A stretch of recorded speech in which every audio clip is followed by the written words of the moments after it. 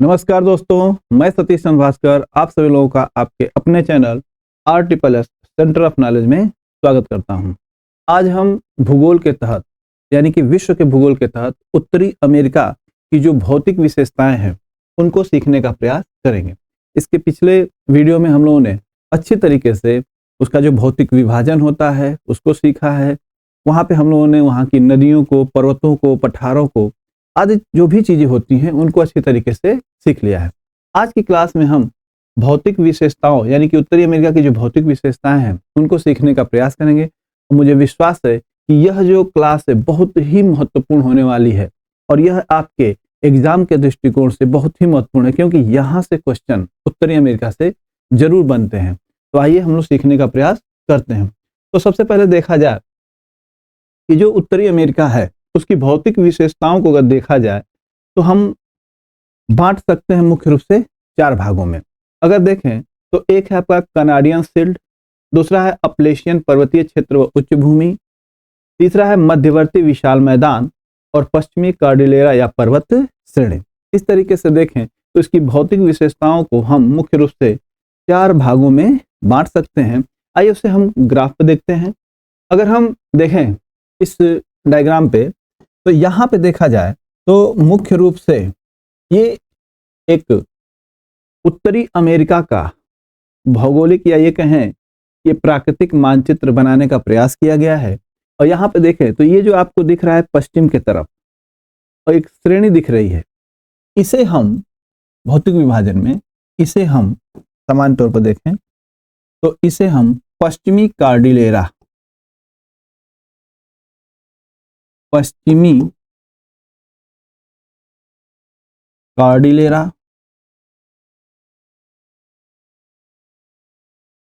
Cordillera या पर्वत श्रेणी कहते हैं, पर्वत श्रेणी। वहीं पे देखें कि ये जो आपका ऊपर उत्तर का ये जो हिस्सा दिखाई दे रहा है इसे हम कनाडियन शील्ड के नाम से जानते हैं। इसे हम कनाडियन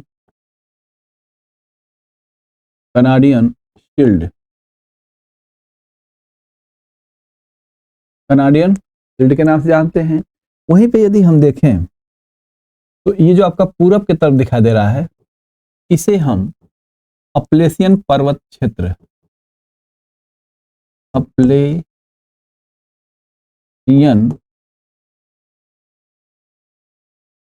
पर्वतीय क्षेत्र व पूर्वी उच्च भूमि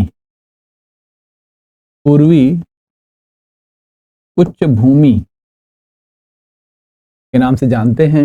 वहीं पे ये जो आपको देख रहे हैं USA में जो दिखाई दे रहा है ये है आपका मध्यवर्ती विशाल मैदान, मध्यवर्ती विशाल मैदान।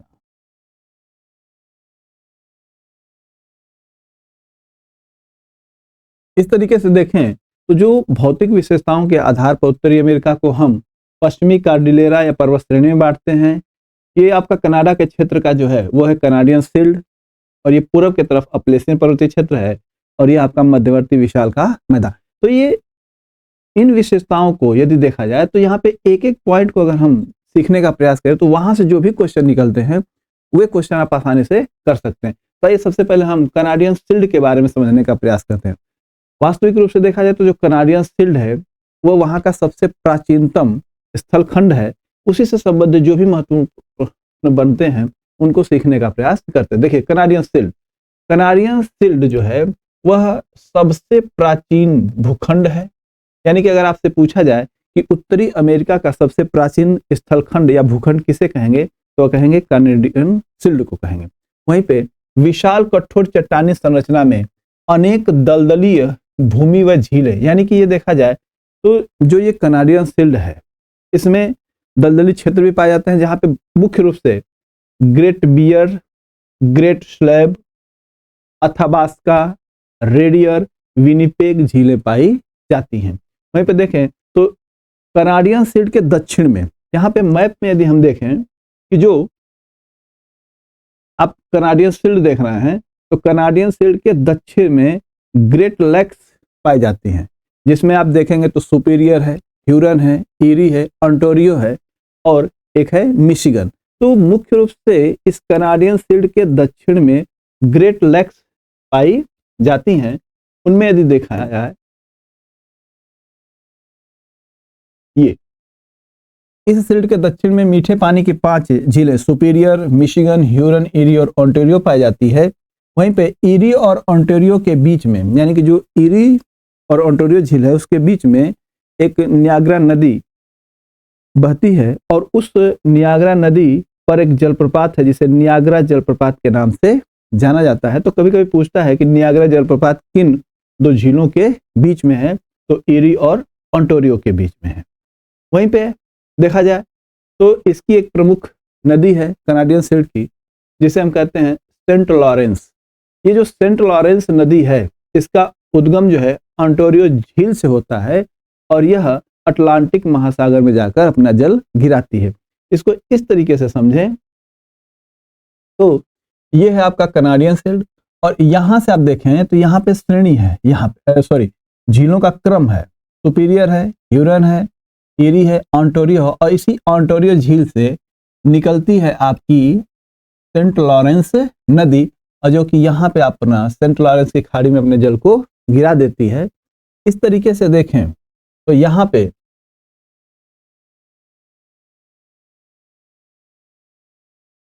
देखिए यह है आपका प्रमुख नदी सेंट लॉरेंस और यह उत्तरी अमेरिका का सबसे व्यस्ततम जलमार्ग है। यानी ये कहा जाए कि जो सेंट लॉरेंस है नदी है यह उत्तरी अमेरिका का सबसे व्यस्ततम जलमार्ग है। व्यस्ततम जलमार्ग का मतलब है कि जो 5 झीलों का जो समूह है ग्रेट लेक्स, यह उत्तरी अमेरिका में व्यापार करने के लिए, यानी कि इसके किनारे किनारे बहुत सारे उद्योगों का विकास हुआ है, लौह इस्पात उद्योगों का विकास हुआ है, मोटर वाहनों का विकास हुआ है। तो ये क्या होता है कि इनसे संबंधित अगर बात की जाए तो यहाँ पे देखें तो यहाँ पे जब उद्योगों का विकास हुआ है इसके किनारे किनारे, तो यहाँ से उद्योगों के जो माल हैं, यानी कि जो भी वस्तुओं का उत्पादन होता है उसको एक स्थान से दूसरे स्थान पर ले जाने के लिए इन झीलों का प्रयोग करते हैं और इसी वजह से यह एक व्यस्ततम मार्ग की श्रेणी में आता है। तो देखिए और यह अंतःस्थलीय जलमार्ग। वहीं पे देखा जाए कि यहाँ पर एक नदी है मैकेंजी नदी, इस कनाडियन शील्ड में बहती है और यह मैकेंजी नदी कनाडा की सबसे लंबी नदी है। तो कभी कभी क्वेश्चन पूछता है कि कनाडा की सबसे लंबी नदी का नाम बताइए, तो वह है मैकेंजी नदी। इसका उद्गम क्या है, इसके सारे डिटेल आप नदी वाले वीडियो में जाकर देख सकते हैं। वहीं पे देखा जाए तो शील्ड में निकेल, सोना, चांदी, प्लेटिनम, यूरेनियम, कोबाल्ट तथा तांबा का भंडार पाया जाता है और इन भंडारों की वजह से देखा जाए तो इस क्षेत्र का जो विकास हुआ है वो प्रमुख झीलों के तट पे हुआ है, जिस कारण उन्हें महान झील भी कहते हैं। महान झील इसलिए कहते हैं क्योंकि उनके तटों के सहारे इन चीजों की अधिकता पाई जाती है, निकेल, सोना, चांदी, प्लेटिनम, यूरेनियम, कोबाल्ट तथा तांबा। वहीं पे देखा जाए इसके क्षेत्र में सडबरी और ओंटारियो जैसे शहर में कई उद्योगों का विकास हुआ है। आइए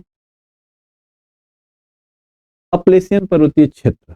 अपलेशियन पर्वतीय क्षेत्र का अर्थ है कि अपलेशियन पर्वतीय क्षेत्र को देखा जाए तो यह पूर्व की तरफ विकसित हुए हैं, ये श्रेणियां पूर्व की तरफ है। तो आइए इससे संबंधित जो इंपॉर्टेंट पॉइंट है उसको देखें। तो यह अपलेशियन पर्वतीय क्षेत्र जो है यह एक अवशिष्ट व मोड़दार पर्वत है। मोड़दार पर्वत अर्थ ये हुआ कि फोल्ड माउंटेन तो है लेकिन अवशिष्ट है, यानी कि इस पर अक्षय अपरदन की क्रिया के कारण यह अब शेष बचा हुआ है, पूर्ण रूप से नहीं है जितना पहले यह होता था। इस क्षेत्र की नदियां प्रपात रेखा यानी फॉल लाइन का रूप में गिरती हैं, अर्थात देखा जाए तो अपलेशियन पर्वतीय क्षेत्र की जो नदियां हैं वो एक प्रपात रेखा के क्रम के अनुसार गिरती हैं, जिसमें एक प्रमुख नदी है हडसन नदी।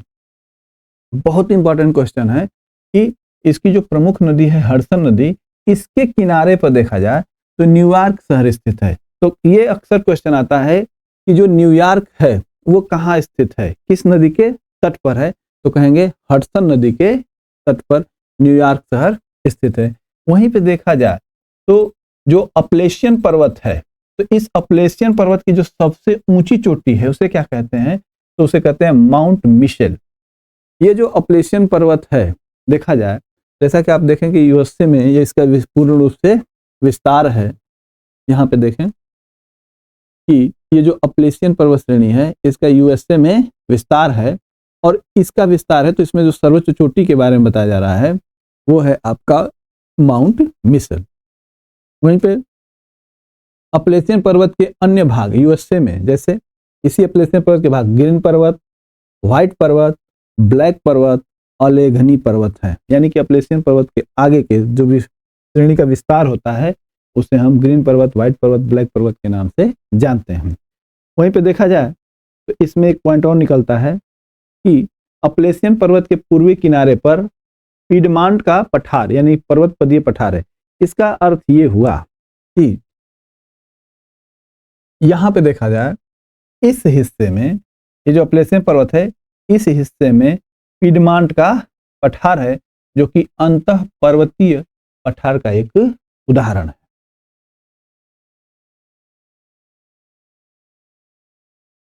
आइए इसके बाद नेक्स्ट पॉइंट को देखते हैं हम लोग।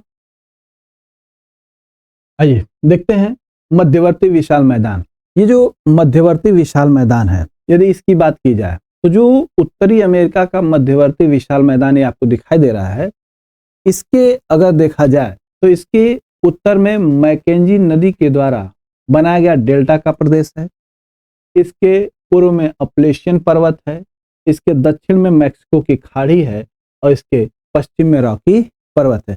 यानी कि हम यह कह सकते हैं कि जो उत्तरी अमेरिका का मध्यवर्ती विशाल मैदान है, इसके चारों दिशाओं की तरफ देखा जाए तो उत्तर में मैकेंजी नदी के द्वारा डेल्टाई मैदान है, इसके पूर्व में अपलेशियन पर्वत, दक्षिण में मैक्सिको की खाड़ी और पश्चिम में रॉकी पर्वत है। वहीं पे देखा जाए तो इस क्षेत्र की एक प्रमुख नदी है जो है मिसिसिपी नदी, और इस मिसिसिपी नदी की एक सहायक नदी है मिसौरी नदी, और उसकी ये प्रमुख रूप से सहायक नदियां हैं प्लेटी, अरकानसास, रेड, ओहियो, टेनेसी आदि। इस तरीके से देखें तो जो ये मध्यवर्ती विशाल मैदान है इसका जो निर्माण हुआ है वह मिसिसिपी नदी और इसकी सहायक नदियों से हुआ है। वहीं पे देखें तो जो मध्यवर्ती ये जो आपका विशाल मैदान दिखाई दे रहा है, यहाँ पे मुख्य रूप से देखा जाए तो घास के मैदान पाए जाते हैं, और वो जो घास का मैदान है उसे हम वहाँ पे प्रेरी प्रदेश या प्रेरी घास के मैदान के नाम से जानते हैं। तो कह सकते हैं कि उत्तरी अमेरिका का जो मध्यवर्ती मैदान है वहाँ पे जो घास के क्षेत्र हैं उसे प्रेरी मैदान या प्रेरी प्रदेश के नाम से जानते हैं। इस प्रेरी प्रदेश को कनाडा में हम गेहूं का पट्टी के नाम से जानते हैं। क्यों? क्योंकि यहाँ इस क्षेत्र में गेहूं का उत्पादन किया जाता है। वहीं पर संयुक्त राज्य अमेरिका में इस प्रेरी प्रदेश को मक्का के पट्टी के नाम से जानते हैं। साथ में यह जो क्षेत्र है मध्यवर्ती क्षेत्र, यह उत्तरी अमेरिका के लिए मुख्य रूप से पवन ऊर्जा का भी स्रोत है। इस पवन ऊर्जा के बारे में बात की जाए तो यह एक नवीकरणीय ऊर्जा का स्रोत है जिसकी आज बहुत ज़्यादा जरूरत है, जिसका यह उपयोग बहुत अच्छी तरीके से करते हैं। आइए नेक्स्ट पॉइंट को देखते हैं। इसमें जब हम लोग मध्यवर्ती मैदान को देख लेते हैं तो हमारा पॉइंट आता है पश्चिमी कार्डिलेरा। ये जो पश्चिमी कार्डिलेरा है, यदि इसको हम इस तरीके से समझें, ये जो पश्चिमी कार्डिलेरा आपको दिखाई दे रहा है क्षेत्र, इसे देखा जाए तो अलास्का से लेकर आपका मैक्सिको तक विस्तार है। यानी कि उत्तर से दक्षिण तक देखा जाए तो अलास्का से लेकर मैक्सिको तक इस पश्चिमी कार्डिलेरा का विस्तार है, जिसमें कई श्रेणियां पाई जाती हैं। यदि हम देखें तो यहाँ पे इससे संबंधित जो भी महत्वपूर्ण पॉइंट आते हैं तो देखा जाए तो इसका विस्तार अलास्का से मैक्सिको प्रदेश तक है, और यह रेखीय स्वरूप में फैला हुआ है, जैसा कि आपने देखा उत्तर से दक्षिण।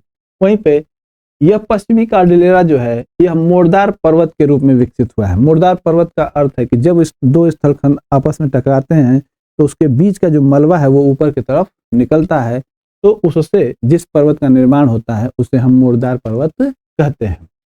इस मुर्दार पर्वत की बात करें तो इसमें कई समानांतर श्रेणियां विकसित हुई हैं। उसमें देखा जाए तो अलास्का है, कोस्ट रेंज श्रेणी है, कास्केड श्रेणी है और रॉकी पर्वत है। अगर हम अलास्का पर्वत श्रेणी की बात करें तो इसकी जो सर्वोच्च चोटी है वो है माउंट मैकिनले। या ये कहें कि जो अलास्का पर्वत श्रेणी है उसकी जो सबसे ऊंची चोटी जो माउंट मैकिनले है, इसका जो नया नाम रखा गया है वो देनाली रखा गया है। और साथ में यह माउंट मैकिनले अलास्का की तो सर्वोच्च चोटी है ही, साथ में उत्तरी अमेरिका की भी सर्वोच्च चोटी मानी जाती है। तो इस तरीके से देखा जाए तो यहाँ से दो क्वेश्चन बनता है कि अलास्का पर्वत की सबसे ऊंची चोटी का नाम बताइए, माउंट मैकिनले।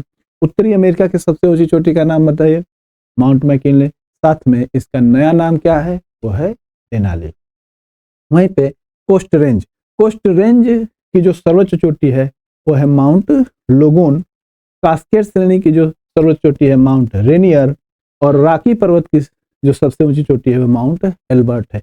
इनको आप पिछले क्लास में, यानी कि पिछला जो वीडियो है उसमें आप इनको बहुत अच्छी तरीके से डायग्राम के माध्यम से दिखाने का प्रयास किया गया है। जिन लोगों ने उस क्लास को नहीं देखा है, आप प्लेलिस्ट में जाइएगा, वहां पे विश्व के भूगोल के तहत इन सभी चीजों को डिटेल में सिखाया गया है।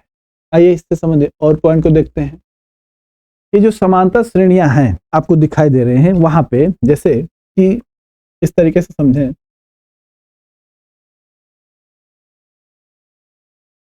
यहाँ पे देखा जाए तो ये जो समांतर श्रेणी आपको दिखाई जा रही है, तो इस समांतर श्रेणियों के बीच में आपको कई जगहों पे पठार दिखाई देते हैं। तो ये जो कई जगहों पे पठार दिखाई देते हैं, इन्हीं पठारों की बात की जा रही है कि ये जो पठारों, जो दो श्रेणियों के बीच में जो पठार पाया जाता है, इसे हम अंतरा पर्वतीय पठार के नाम से जानते हैं। तो ये जो पठार है ये आपका अंतरा पर्वतीय पठार है। और कौन कौन से अंतरा पर्वतीय पठार पाए जाते हैं, तो एक है यूकान का पठार, ब्रिटिश कोलंबिया का पठार, कोलोराडो पठार, मैक्सिको का पठार और ग्रेट बेसिन। यहाँ पे ये पॉइंट याद कर लीजिए कि जो ये पठार हैं, आपसे डायरेक्ट क्वेश्चन पूछा जाता है कि इन पठारों का संबंध किस महाद्वीप से है। तो ये सभी पठार आप आसानी से इसे याद कर सकते हैं। आइए देखा जाए, इसी पठारी क्षेत्र में देखा जाए तो एक मृत घाटी है और यह मृत घाटी अमेरिका के कैलिफोर्निया राज्य में स्थित है और साथ में यह उत्तरी अमेरिका का सबसे निम्नतम बिंदु है। तो आपसे पूछा जाए कि उत्तरी अमेरिका का जो सबसे निम्नतम बिंदु है वो क्या है, तो आप कहेंगे कि सबसे निम्नतम बिंदु आपका मृत घाटी है। और सबसे उच्चतम बिंदु, तो सबसे उच्चतम बिंदु माउंट मैकिनले है। आइए वहीं पे देखा जाए कि कोलोराडो का पठार, यहाँ पर उत्तरी अमेरिका में जो अंतरा पर्वतीय पठार है उसमें एक है कोलोराडो का पठार।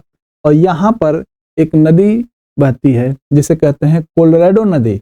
और यह कोलोराडो नदी जो है देखा जाए तो यह ग्रैंड कैनियन का निर्माण करती है। और ग्रैंड कैनियन, जो यहाँ का ग्रैंड कैनियन है, वह विश्व का सबसे बड़ा ग्रैंड कैनियन है।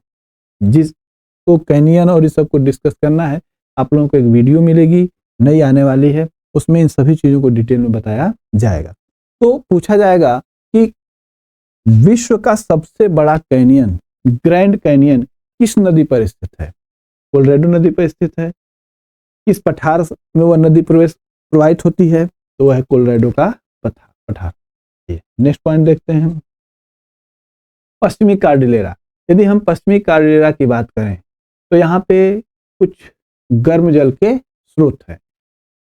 पश्चिमी कार्डिलेरा में जो गर्म जल के स्रोत पाए जाते हैं उसे हम गीजर कहते हैं। तो आपसे पूछा जाए कि गीजर क्या है, तो गीजर पश्चिमी कार्डिलेरा में पाए जाने वाले गर्म जल के स्रोत हैं।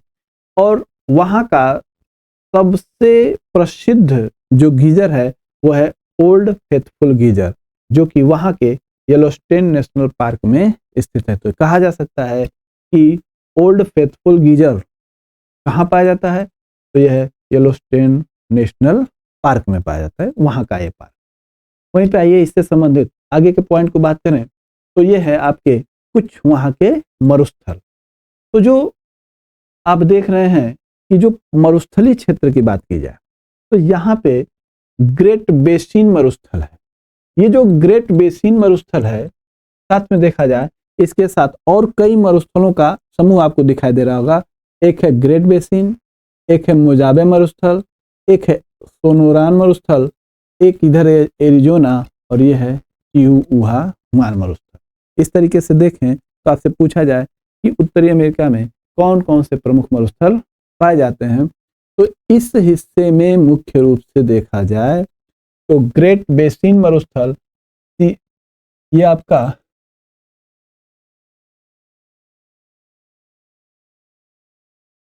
ये है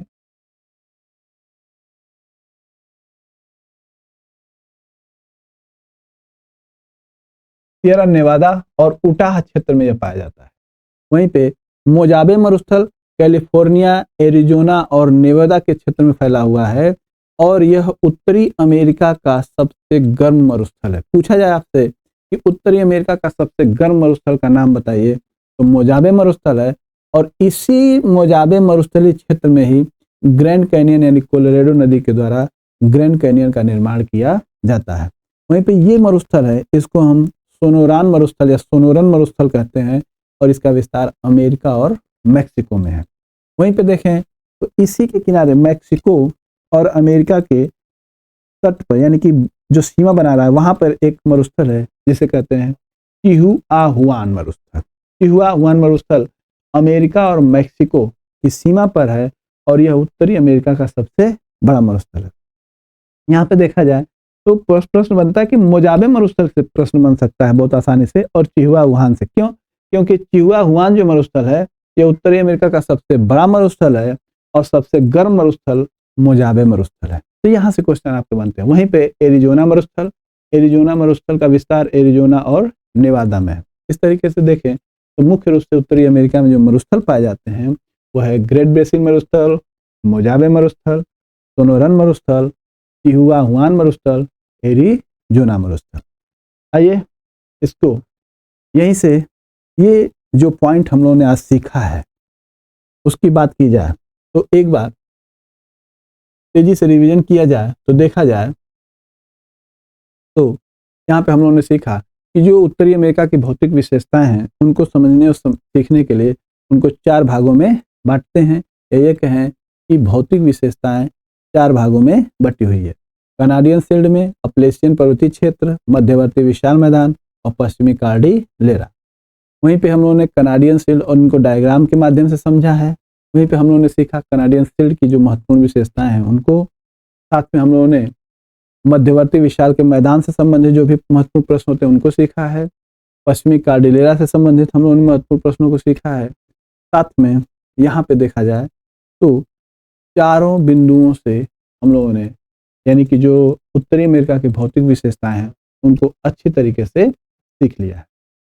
हम लोग अगली क्लास में एक नए बिंदु के साथ प्रस्तुत होंगे हम और वहाँ पे हम एक नए बिंदु को कॉन्सेप्ट और फैक्ट दोनों को सीखने का प्रयास करेंगे।